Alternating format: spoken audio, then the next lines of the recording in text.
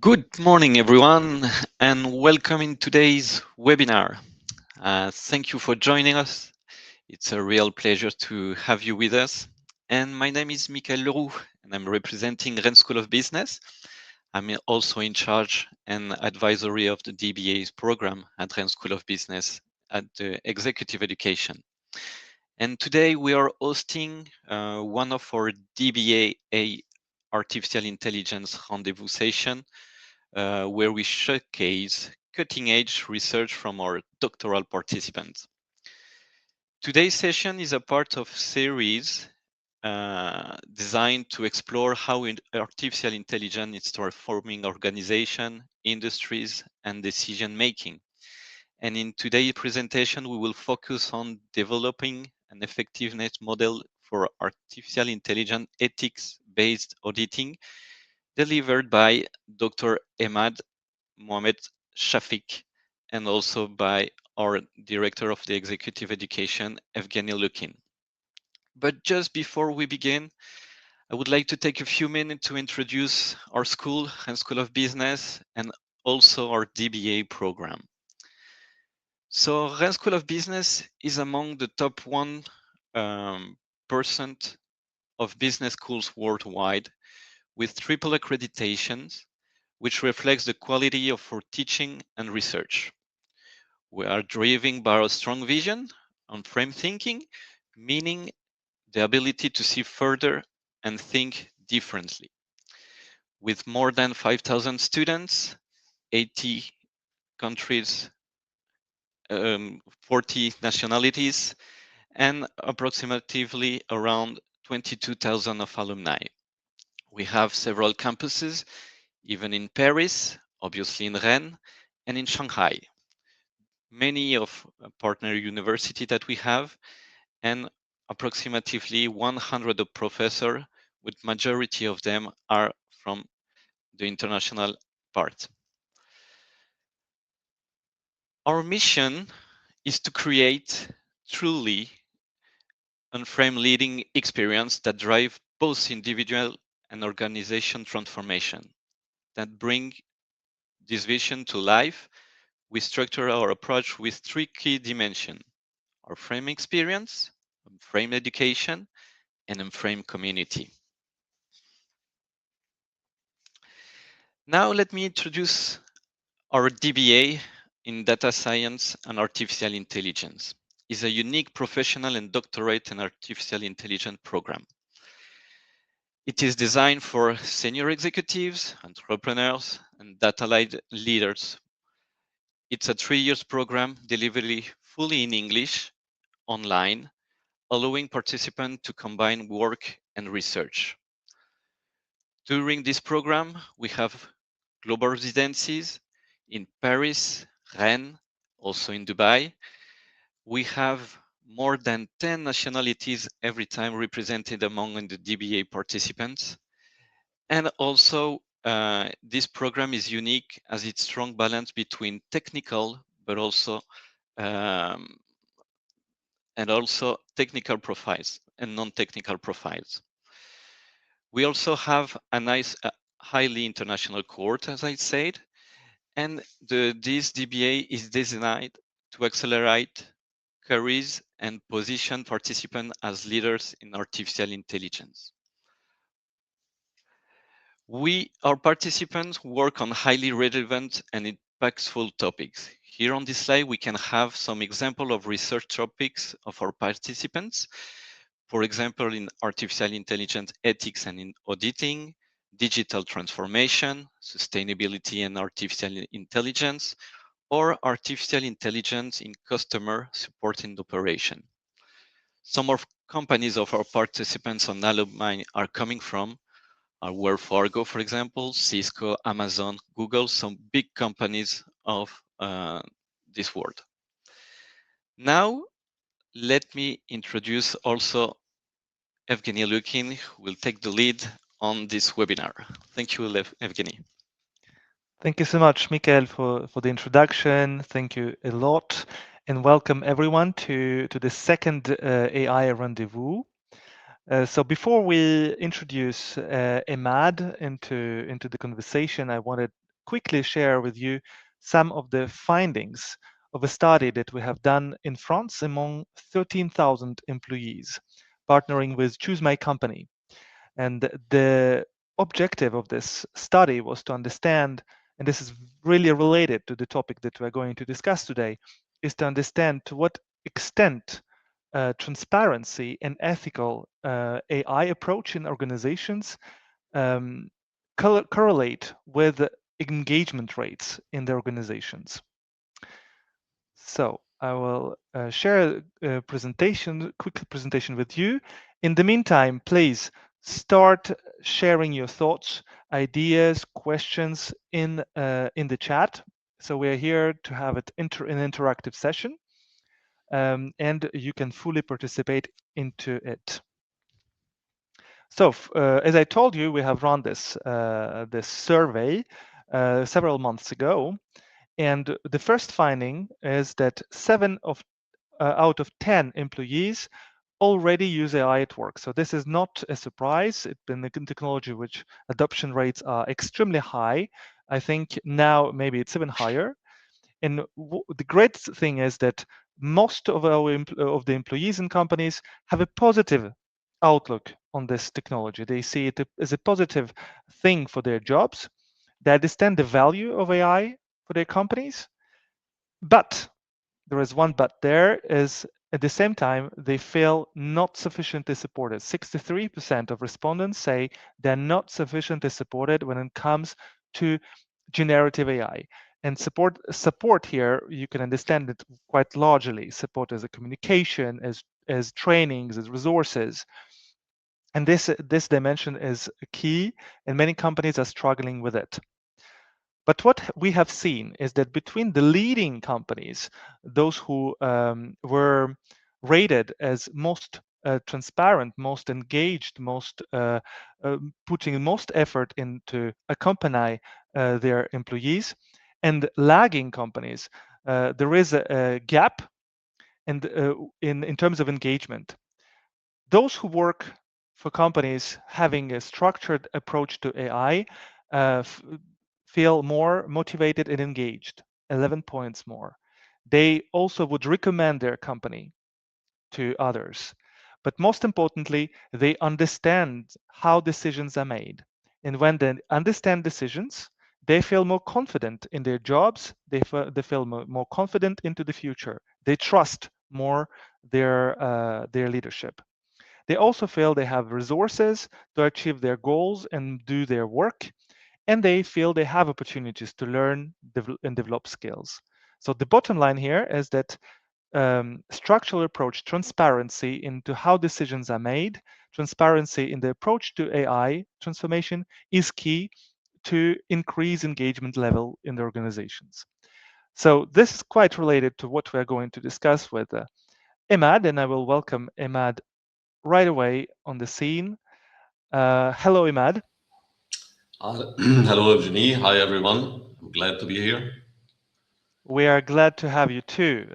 That's real pleasure to have you. You're our second guest in this DBA AI series, but you are the first graduate and DBA graduate to speak. So the and you so you're going to share a lot of things today, both coming from your research, but also from your experience as a leader in large IT transformation projects, as a leader at Gartner, uh, and uh, and so let's jump into it. And maybe first of all, can you tell us a bit more about yourself, about your experience, and of course about your DBA research?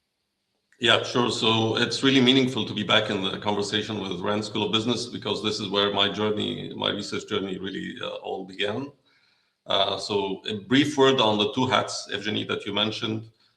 In my professional role at Gartner, I work with senior executives, both in public sector and private sector, on technology strategy, on governance.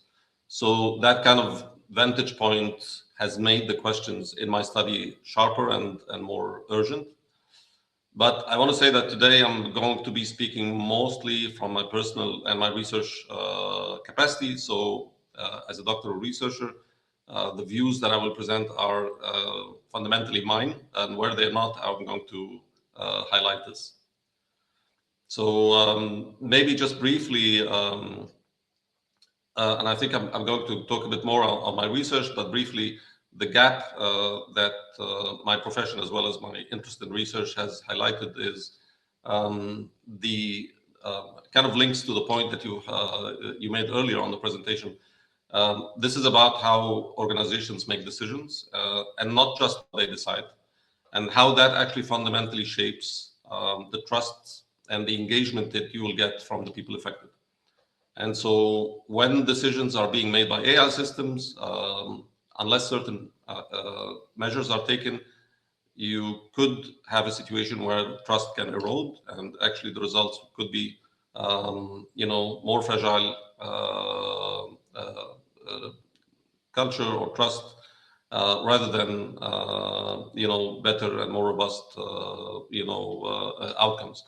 And so the area that I focus on in my research is really fundamentally around that question: is when we put governance in place, does it address the genuine issues that people are concerned about, or is it just formative and kind of procedural in nature? Um, but I'll go into more depth as we go further in that discussion. Yeah, great. Thank you so much. So this is what you just said. It's totally true. We know that trust is the glue which holds organizations together. That when trust erodes, the engagement rate erodes, productivity, and at the end, the whole competitiveness of the organization, its survival, is at stake. So, and audit is what helps a society keep trust into how decisions are made, the rationale behind the decisions. So, your work is around ethical audit. What do we talk about exactly, and what exactly we are auditing when we speak Yeah, about ethics? yeah, a great starting point. So most people, when they hear the word AI audit, the term AI audit, they imagine something like technical inspection, checking accuracy rates, testing for bias in a model, reviewing source code, and those things matter, but they are not what all ethics-based auditing is about. So the ethics-based auditing term, this is a term that was coined by a group of researchers at the University of Oxford, is defined technically as a structured process whereby an entity's present or past behavior is assessed against relevant principles or norms. So, two words in that definition do a lot of work. First, entity. So, not the algorithm, the entity. The subject of the audit can be a person, it can be an organizational unit, or it can be a technical system. And then the most important insight from this is that these are actually complementary, they're not alternative views. And the second term here is behavior. So this is not just about technical performance, this is about the pattern of decision making and their consequences over time. So in ethics-based auditing, given that umbrella, you could be talking about different approaches to reach that conclusion. An approach might be to do what's known as a functionality audit, where you focus on the rationale behind certain decisions, why the system is making the choices that it makes. You could be looking at a code audit. This would be kind of reviewing the underlying algorithm. You could be doing an impact audit, investigating the types, the severity, and the prevalence of the effects on people. And a rigorous ethics-based auditing would actually combine all of these elements and go beyond to be able to understand the connection between what is happening and what is the effect on the target subjects. And kind of the ethics-based auditing is really is one of the elements in the grander landscape, the larger landscape of AI governance. So there's a variety of things that are happening in AI governance, and it's a very active space. I'll talk about that later. But this is kind of I would say the most multidisciplinary type of audit that you will find in that space, because it involves different types of skills that need to be brought to the discussion. It involves understanding ethics, it involves understanding regulation, it involves understanding the technical underlying structure of the systems that we deploy, corporate governance, and all that. So there's a lot that has to be brought into that discussion. Now, what my research focus was on was this capacity to develop an effectiveness view of ethics-based auditing. So understanding whether the ethics-based audits that we do are producing effective outcomes or not. And I looked at this through 4 key dimensions. So one dimension is procedural. Did the audit follow a rigorous process that we can trust? One dimension is, I call it normative and epistemic. Is the audit capable of creating new types of knowledge? Or is it capable of creating new types of practices? One is transactive, so how efficient was the audit done in terms of usage of resources? Are we using the right tools? And then the final one, and this is really the most difficult, the most challenging one, is substantive, the substantive dimension. And this is where we ask the hardest question around the observable change, the impact of the audit on the overall ecosystem, on the target populations. So that's kind of a very brief sense of the research that I've done. Happy to go into more details. Yes, let's go into more details. This is very interesting. So, but let me dezoom a little bit, and first, I would like to understand, why is AI auditing becoming such a critical topic right now? So, if you decided to study it, so I think you felt that there is something that needs to be understood, needs to be discussed and explained to the organizations. Why is it so critical now, and what risk do you see in the absence of this auditing? Yeah, so let me start with some figures. So what the data is telling us is we have a lot of AI happening, but the trust in the systems that we're deploying is falling, is lagging behind. So one data point, for example, is when we talk to chief audit executives, there was actually a study on that. Their level of trust on AI systems is quite low. It's as low as 9 to 10% of chief audit executives are confident that the controls in place are actually addressing the risks of AI systems. That's a pretty low figure for any system. We find that there are similar echoes of this when we talk to different parts of the organization. So CIOs, for example, only a quarter of CIOs are confident that the organization has the ability to manage security and governance. We talk to chief data and analytics officers, and less than 50% of them trust that the right governance is in place. So there is a general sense in the industry that the governance is lagging behind. The governance is not catching up fast enough with the deployment of systems. And this is part of a bigger problem actually around the general planning for AI rollouts. So we still have, for example, challenges in capturing value from the AI systems that we deploy. This is also a well-known problem in the industry. Now, if we kind of think about it, if you take a step back and think about why this is not an easy problem, the gap in governance when it comes to AI is more structural. It's not really a failure of having good intentions. So when you think about traditional governance, it assumes that humans are making consequential decisions, and so they are in principle accountable for those decisions. You can ask them to explain. You can hold them responsible. You can look at the trails, audit trails from decisions, how decisions were made, communication, and so on and so forth. When it comes to AI systems, three features of AI systems actually cause that to not be as easily accessible. So the academic literature identifies multiple features of AI systems that cause this, but I can maybe summarize them into three key ones. One is around autonomy, and this is an increasing problem now with agentic AI. So the autonomous nature of these systems makes it difficult to predict and assign accountability when harms occur, because we have a lot of downstream effects that can happen, and because the behavior can change, in real time. The second one is around complexity. So this is the well-known problem. It's known as the black box problem. The opacity of the decisions that are being made by the AI systems. It's difficult to link outcomes to causal chains, and this is, again, more the case of the wave that we're currently in, which started in 2010. The era that we call the deep learning era. This is the more complex types of AI models that are becoming much more inscrutable. And then the third part is actually scalability. So when errors and harms occur, they can actually spread very quickly. They can spill across borders. They can spill across populations. And so traditional oversight is not really designed well to address these types of challenges.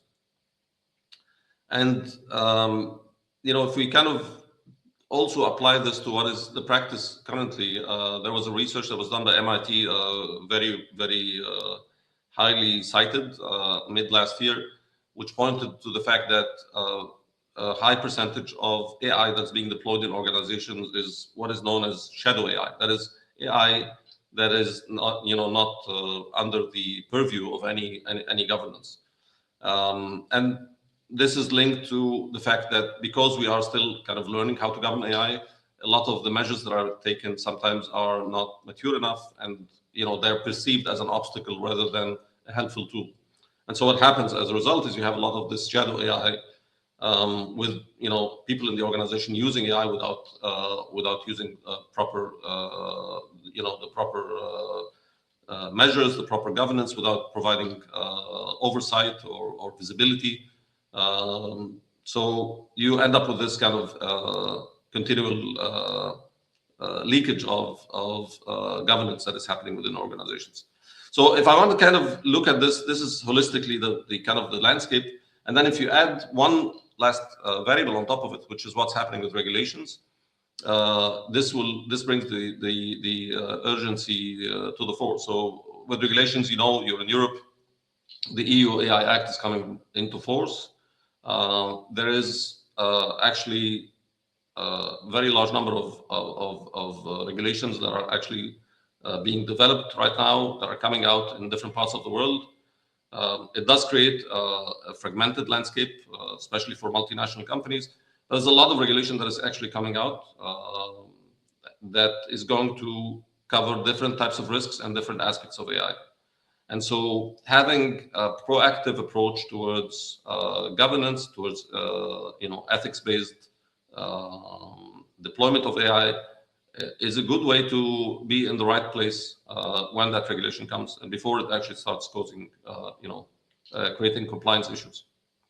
So I think all of this, together creates a picture of urgency that we have to talk about here. Yeah.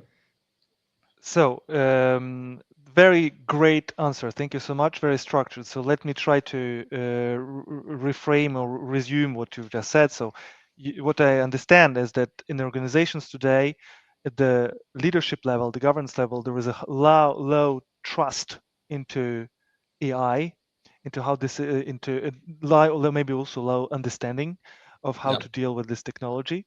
There are those three key factors that you have identified why it makes so complicated to to trust AI, because there is an autonomy part, high autonomy part with an increasingly autonomous AI with agents.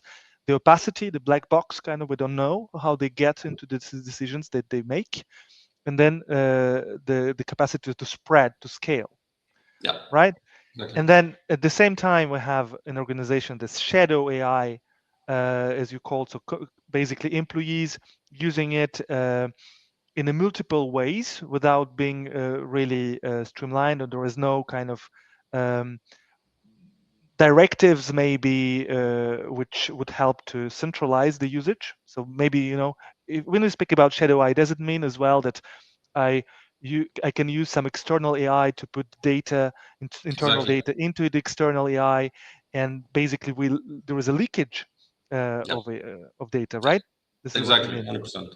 So what happens is you have a situation where the governance rules are such that employees are perceiving them to be too cumbersome, and then so they completely avoid the governance rules by doing this kind of clandestinely without informing anyone, or that often in organizations, when they make decisions about how to deploy AI, they take a decision at the central level, and so they come up with an enterprise solution that is too slow or too inflexible or not really matching the requirements, and so employees prefer to, you know, use their own external tools to match their needs. And it's definitely a wide phenomenon. Yes, and then in addition to that, there is a lack of regulation, which is start appearing here and there, but not really coordinated way. So maybe for large organizations, I can imagine this is also a headache, Yes. dealing with different kind of attempts to regulate AI. But how do the organizations then react? Do you see some of examples of organizations which more advanced into that, into approaching Yes. governance? Yeah. So yeah, as I mentioned earlier, it's a changing landscape. The kind of one of the fundamental things that I've seen organizations do when they try to be serious about this is to educate their leadership. So the first level really is about the leadership understanding what risks are involved, and that kind of that's usually reflected in a form of a literacy program for leadership to make sure that everybody is on the same page. But then I think the important thing that comes then is how do they operationalize what they learn. And there are the more kind of advanced organizations have three forms of or kind of three signs of maturity. One is related to how, you know, how they structure, what's the operating model that they use to govern AI. One relates to the KPIs or the measures that they use for AI risk, AI governance, and whether these KPIs are more related to the procedural aspect or the outcome aspect. And then the third is how do they reflect the results of, for example, ethics-based audits or any types of audits that they do. So yeah, these are some of the key features I would say organizations that are more advanced focus on. So what I hear from what you say is that basically before being a technical problem, AI is really mindset problem. Is maybe let's say when we speak about leadership, it's also about culture. It's about how we shape our approach to AI from the very top of the organization. Yeah. And so how do you embed that? How do you do that? How do you bring your leaders on board with this dimension? So this is, I mean, the role of leadership is quite fundamental. And it actually comes out also in my research. It's mentioned in other research, but it also comes out in my research in a very clear way. There is a structural element here related to the incentives. So what incentives the leadership is setting for the organization, and you can actually trace this back to some of the public debates, for example, with the AI labs, with some of the models. You've seen, and probably in recent days, some of the discussion around For example, the challenge that happened between Anthropic and the Department of Defense or Department of War. So these are friction points where the leadership has to make a position. They have to make a clear position that signals to not only their employees but their customers, everyone else, what are their priorities. And it's not an easy question because the commercial pressure can be quite high, the competitive pressure can be quite high. So leaders really have to find their their compass in that spectrum. But that's the starting point for the leaders, is really to have a position on that, and then translate that into some operational measures. The starting point usually is around developing a set of values and principles for their AI deployments. And then once they have that in place, they start putting together the right operating model, the right structure to operationalize these values and principles, make sure that they are being followed when decisions are being made, and making sure that the right visibility happens when there is a risk involving the organization. So that I would say is the starting point for leadership. But leadership are all over actually this space. So in ethics-based auditing, leaders also are involved in selecting the types of auditors that they will bring to the table. They are involved in making sure that these auditors are not, their independence is not somehow compromised in any way, shape, or form. They are the ones who are the key recipients of the audit reports and audit results.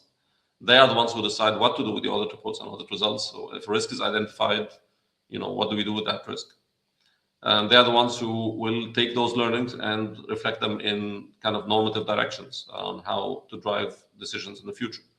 So yeah, leaders' role is completely fundamental for any of this to work. Right, this echoes a lot the work that we are also doing at the school with Professor Christopher Worley, who is our professor in strategy, and he's been doing a lot of work consulting and research in relation to organization design. And so for the past 2 years, we've been discussing with many organizations how they approach the question of scale of AI. And what we've seen clearly that there are organizations, leaders and business, which is very much focused on efficiency. Basically, how do we get as productive as possible by introducing AI, let's say, with the objective to get with the gain in mind very quickly. And then there are others which more in the direction that you're describing, questioning first culture and values and the role, the place of human in the AI design and AI decision making, and starting from there, building the organization, incentives, and decision rights, and all of these things. So Absolutely. there was this. Chris called this magic trick. If you expect that AI can be a magic trick, bringing you a lot of wealth and productivity right away, you might be mistaking it for magic doesn't actually work. So you need to do groundwork in your organization. Absolutely. So if we dig a bit deeper, Ahmad, in the topic of the ethical audit, Sure. AI audit, what we might fear is that it can quickly become kind of as often as a kind of what you call, I think, safety washing or box ticking. How do we avoid that to make sure that this AI audit is actually effective? Yeah. So I think kind of the term is a shorthand. Really, there are different ways of doing this type of ethics washing. There is ethics shopping, for example. This is something that has been, so different pathologies have been observed that organizations can use. Ethics shopping is a case where they mix and match ethical principles from different sources to justify their pre-existing behavior. Ethics washing or ethics blue washing is one term that's being used for making unsubstantiated claims regarding their AI systems that kind of make them appear more ethical. And we've had cases that I've quoted in my research where the way they've selected, the way they scoped the audit, and then the way they're reporting on the audit gives a the wrong impression that everything is okay, well, actually they have left out a lot.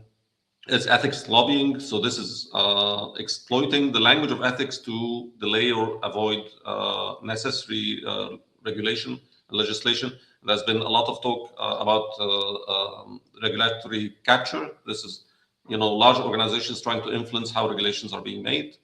So there is really a kind of a compendium of behaviors or pathologies that we've observed that are designed to evade the actual substantive ethical responsibility. Now, the critical thing here is, I think we need to ask a few questions if we want to really be serious about doing ethics auditing and kind of doing it in a substantive way. One question is about, could be about what happened after the last audit. So once we have done an audit, the question is not what did we find, but what did the result change in the organization? So that's one set of questions. The other question is, we could ask questions about how the audit itself was conducted, who conducted the audit, what is the relationship to the system being audited? Did we actually look at only an element of the system? Did we look at the whole socio-technical system, as we call it? And then it's important to understand also from the person that has done the audit whether they have any kind of dependency, commercial dependency for the results of the audit, whether that person is an internal auditor or an external third-party auditor. And then I think the most kind of essential thing is really, if eventually the target group of that system that we're auditing, how did that impact them? So do they actually trust the system more as a result of the audit? Do they see that some results that were produced in previous runs have now been corrected? So there was actually the famous paper that was written called Gender Shades some time ago. What that did is it looked at all the facial recognition systems that were public at the time, all the major ones, and it identified how biased these systems were based on skin color. So because these were publicly facing tools, it was possible, 1 year, 2 years down the line to retest for the same metrics and see whether they have improved as a result of that audit or not. That's not always the case for systems that are getting deployed. We don't always have the capacity to test them in this way. And so organizations have a certain obligation to show and present that data to the target audience to give them enough confidence that this has been done in a genuine way. So correct me if I'm wrong, but my understanding is that today there is no kind of international standard in terms of AI auditing. So because you spoke about who is auditing, what we are auditing, and yes. So we need this kind of IFRS standards as they exist in audit, in traditional finance audit. Yes. This does not exist today. Yeah. So what happens is quite often when you look at the audit practice, it borrows from some of the pre-existing standards, like in the financial space. But in terms of enforcement for those standards, that's still not there. It's much more selective in the AI audit space than it is in the financial space, for example, or the safety critical space, where it's quite well controlled, and if you fail the audit, it could be quite consequential for the organization. That's not the case today with AI audits. That's the bottom line. How far are we, from your perspective, from getting those international standards in place? So there are significant efforts being made. The challenge currently happens to well, there are multiple challenges, but I would say one of the key challenges is the fact that we're trying to govern a technology that is moving at a very fast pace. So just to give you some small statistics, AI models, you have almost every 2 days there is a new AI model that comes out. And then every few months there's kind of a significant change or kind of step change in terms of the capacity of these models. So what they are able to do is kind of the boundary of what the model is able to do or not able to do. That boundary is actually continuously moving. However, that's not, that's not a binary situation. It's not like we either audit everything or we don't audit at all. I think we have to, the audit practice need to keep pace with that development and continuously develop, more ways to control the risks that are emerging. And that's why what you find in the landscape is you have regulators who are moving at a relatively low, slow pace, because the process for producing regulation is very consultative and it's very slow. So really, it's not keeping up, and you can see that even in the EU AI regulation, every few months they have to add something to it. The industry is probably better positioned, but then the industry itself has a vested interest. And yes, a lot of the kind of industry players have taken some accountability, and that they've created their own AI safety programs. They publish results to varying degrees, but at the end of the day, the conflict of interest is clear.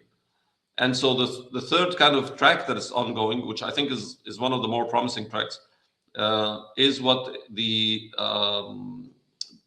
audit industry itself is doing. And there's an association that I'm part of that was created last year called the Association of AI Auditors and International AI Auditors, and that is a grouping of AI auditors, prominent AI auditors currently in the field, and what it's trying to do is kind of preempt what those rules would look like, and kind of gather or pull in all the wisdom, the common wisdom across AI auditors across the world, and trying to kind of put that into a format that makes it useful for standards bodies and regulatory bodies.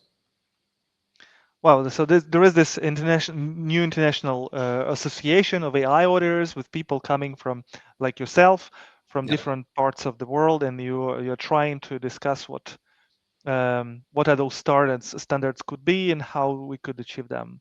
Is it big? Is it the biggest association today? So there are multiple actually groups that have this kind of grassroots approach, but this one is the most interesting one because it has a lot of probably most of the experienced AI auditors out there. So when you look at the AI audit landscape, some auditors have done a lot of the audits. So taking, for example, the regulatory regimes that have required audits, you will find that those auditors are probably some of the ones that have done the most audits for these regulatory regimes, and these are all part of that group. So they are the ones with the most to provide in terms of experience and input to this conversation. But there are different things happening in different parts of the world. I think this one is one of the more promising ones. So we will be following the work that you're doing in this group. I have one tricky question. What you've just told makes me think about a recent video which went viral on YouTube, where Bernie Sanders, the Bernie Sanders from the US, the senator, he speaks with Claude, discussing what we are discussing today. Basically, the fact that the absence of regulations created a speed. There is a very high speed in how the technology is developing. It's kind of out of control. And his worry is that he shared with Claude is that it's going too fast, that we are not able to cope with the speed, and we're kind of overwhelmed, and we cannot control the consequences of this development. So he suggested to Claude to pause the calculation capabilities, to pause basically the LLM development, AI development, until the regulation is in place. Yes. Do you think this is possible? This is from your perspective, is there an urgency of having a regulation? How do you feel this dichotomy between speed of the AI development Yes. and the absence of regulation? So that speed, that dilemma that we're talking about is actually it's a well-known dilemma. It's in the literature. It's called the Collingridge dilemma, and it is the fact that if you regulate too early, you might be stifling innovation. If you regulate too late, it might be too late for the risks that the systems are introducing. And it's a dilemma with every technology that gets introduced. It's not AI is not the first that creates that dilemma. Now, in the case of AI, the idea of a moratorium has been floated before, as you know, a couple of years ago. And it's I think the main challenge with this idea, it's not um, even regardless of the value of the idea itself, is that it's very difficult to enforce. This is becoming even more difficult to enforce because if you look at the current administration in the U.S., their view of kind of their take on the landscape of AI is more of it as an arms race. This is a competitive situation, and that's kind of reflected a little bit on how they address governance, or maybe reflected in a great deal in how they assess governance. Is that they perceive that a high degree of governance could slow them down, and that could affect the competitive positioning of the U.S. as a global leader in AI.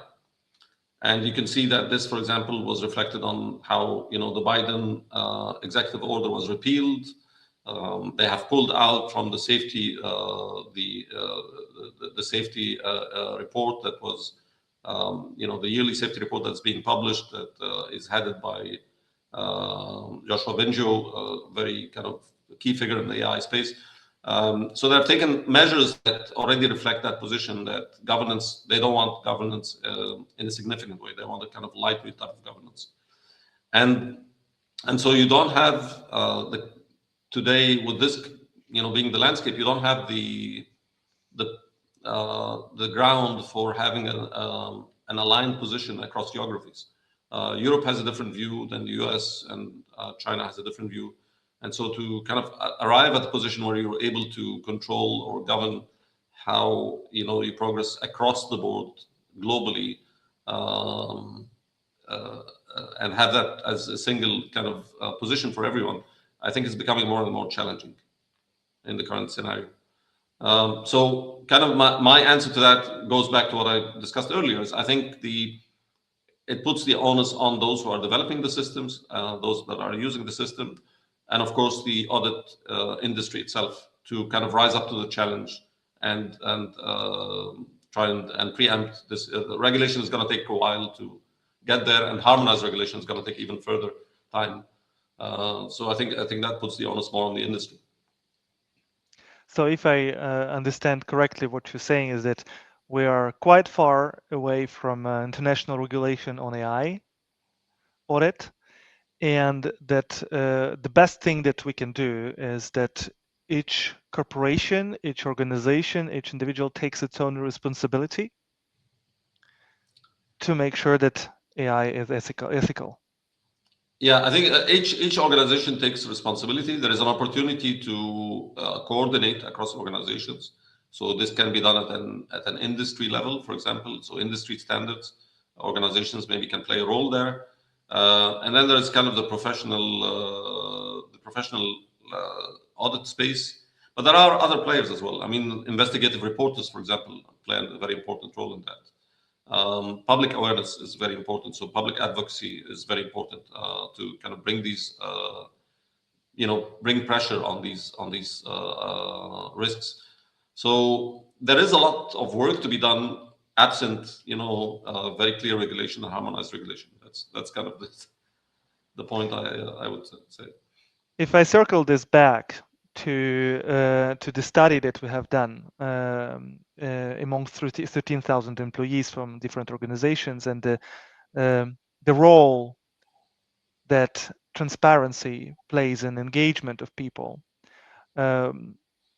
how do you see it that? What will be the implications for people engagement in organizations? Why is it so critical? Again, that this transparency in AI decision making is ensured. So I think the if you look at the studies regarding AI, you'll find that there are always kind of two sides of a coin. One is we think AI is very useful; it can help us with so many things. The other kind of flip side of that coin, we're really concerned and worried about AI, and those two things go together. And I think if we're able to address the other side of the coin, it makes it that much faster in terms of reaping the benefits of the technology. A lot of the time, the kind of where the obstacle, and this is, we have to think about this from a change management perspective. There was also a study, maybe I'll just reference this very quickly, about the change impact from AI. So if you think about, for example, you're deploying an IT system like an ERP system, there is a certain factor of cost that goes into the change impact. In the case of AI, that factor is much higher than traditional AI systems because the change is that much deeper, right? Quite often you have to rethink the process that you're doing. So if you're not, and this kind of as a general best practice in change management, if you don't have people on board and you don't actually provide enough transparency in why you're doing the change, what is the purpose of the change, what will be the result of the change, that change is likely to fail. And so I think the question of responsible AI and ethical AI, beyond the value of it, in its own right, is really a question about reaping benefits from AI. It's a question about rollout and deployment of AI. And I think it links very much to the fact that we have a challenge, 3 years after generative models have come into the world, we still have a great challenge in reaping value, getting value out of them. I think that's very much connected to the question of trust and governance. I would love to read this study. This study and other studies that you have been citing, if you can share with us, and then we will send, of course, to in the follow-up email to everyone who listens to us today. One last question, Ahmad. If you were advising a CEO today embarking on a major AI transformation, what will be the 2-3 governance principles that they absolutely need to get right from day one, from your perspective? Yeah, I think that's a great question. So I want to resist giving kind of a laundry list. So I would say there are 3 things I would want them to focus on, the primary things. First one is to govern before you deploy, not after. So the literature is quite explicit on this.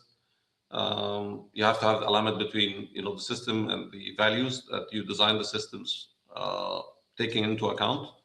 So properties like interpretability or robustness should actually be built into the system from the start. This is what's called value-aligned design.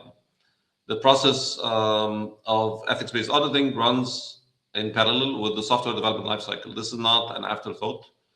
And in practice, before any AI system makes any consequential decisions about people goes live, it's very important to ask what is the worst realistic outcome that this system could produce. There's actually one interesting AI ethicist who describes this as an ethical nightmare. You have to really think about the ethical nightmare that might result as if you go wrong on this. And this requires the CEO on the board, and not just the kind of having a proper governance practice in place as we described an operating model. So that's the first principle. The second principle would be to build independence into the governance structure. So not just in documentation, but make sure that people are generally independent so that they can make those decisions. One of the best practices is to have whistleblowing policies in place so that people can alert the organization or the board if something might go wrong without suffering consequences from this. and then making sure that when you do the audit, they are actually truly independent in the true sense of independence. And then principle 3, I would say, ask if or whether it works, not whether you did the process. So this is the shift from the compliance kind of mindset to the accountability mindset. So it doesn't matter if you just tick the box on every single process. That's okay. That's fine. That's important. But the question is not, did we conduct the audit or did we produce documentation? An accountability position is to ask, are the people affected by our systems being treated consistently? Is that in line with our stated values? Is the organization more trustworthy as a result of the governance investment that we've done? So those types of questions would require different measurement systems, different reporting lines, and a different leadership posture, I would say. That's a big topic and big chunk of work ahead of organizations, and that's really great that you have been doing this work, this research, and we are at Rennes School of Business particularly proud that this work has been engaged with us, and as well as part of your doctoral work. Um, anything you would like to say about your doctoral journey? How was it? How was it? You graduated quite not so long ago. So what's Yes. your impressions? Well, it's been a very fulfilling journey. I started this late in my career. I'm not that young, so I definitely had some thoughts about before starting the journey. But having looking back, I don't regret any places I've had in my professional life. So absolutely, if someone thinks about this, I'm happy to have that discussion with them and share with them my experience. This was a courageous decision. I really understand that, and from my perspective, I really think that if you are an executive, if today you have this is an imperative, learning imperative, because things are changing, our economy is changing, our world is changing, and um, to be able to cope with this change, we need to engage into learning. And there is this DBA, I think, is one of the ways of really looking at things from different perspectives, questioning things, because research is basically is about questioning how things are done Yes. and trying to see what are different ways are there to do work. Yes, absolutely. So I actually, you kind of point something quite relevant in my case is this all started as a set of questions in my mind that I was not able to answer, and eventually I thought, well, if I'm able to actually work on trying to answer those questions, that I think I'll be happy investigating this space. And so that part was very fulfilling. Is my kind of sense that I'm somehow contributing to try and answer those bigger questions that I've had in my mind for some time. Thank you so much, Ahmad. Thank you for sharing those great insights. It was a very interesting conversation. So please share all the resources that you think are important to go deeper into the topic of ethical AI auditing. And to those who are following us and who are watching this AI DBA AI rendezvous, uh, stay tuned. So, and join us for the next rendezvous, for the third rendezvous. This one with Xin Sun, our DBA student from China, where we're going to discuss digital agency, how AI is reshaping organizational operating models. This will be in April, in 1 month from here.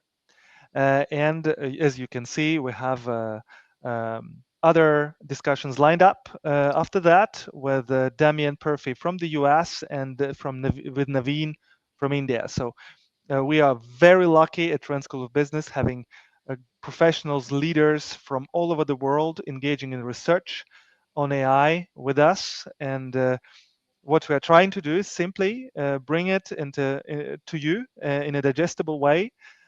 This is years of work, of research, of effort, which is being explained in 1 hour. And thank you so much, Ahmad.